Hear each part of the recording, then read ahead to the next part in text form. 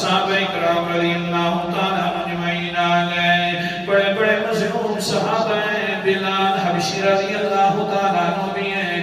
حضرت خباب بھی ہیں, حضرت زریرہ بھی ہیں. سارے کے سارے پیغمبر کے پاس آ جاتے ہیں. کہتے ہیں اللہ کے رسول جی ظالم لوگوں نے ہماری چمڑیاں بھی اوپر سے ادھیڑ لی ہیں, ہمارے کوہنوں کے اوپر ہمیں لٹا دیا جاتا ہے, بڑی پریشانی ہے, جسم جو ہے بڑا پریشان ہے.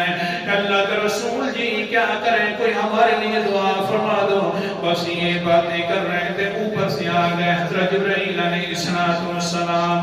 قرآن مقدس نے کر اللہ اکبر کبیرہ 20واں پارہ, سورت کا نام سورت العنکبوت ہے, آیت نمبر 1-2 کی تلاوت کر رہا ہوں. فرمایا الف لام میم احسب الناس ان يتركوا ان يقولوا آمنا وهم لا يفتنون.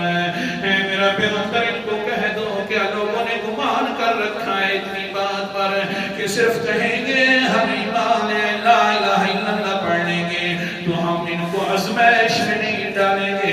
نہیں, ہم ضرور آزمائش میں ڈالیں گے. وَلَقَدْ مجھے اپنی ذات کی قسم ہے فَتَنَّ الَّذِينَ مِن قَبْلِهِمْ, ان لوگوں سے پہلے جو آئے تھے نبیوں کے صحابہ, ان کو بھی ہم نے آزمائش میں ڈالا ہے اور ان کو بھی ہم ضرور آزمائش کی بٹیوں سے گزاریں گے.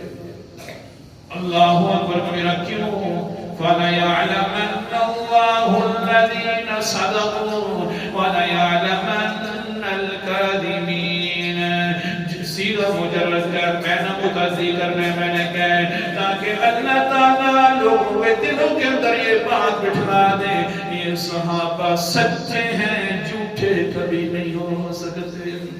اللہ کو جو پہلے سے پتہ تھا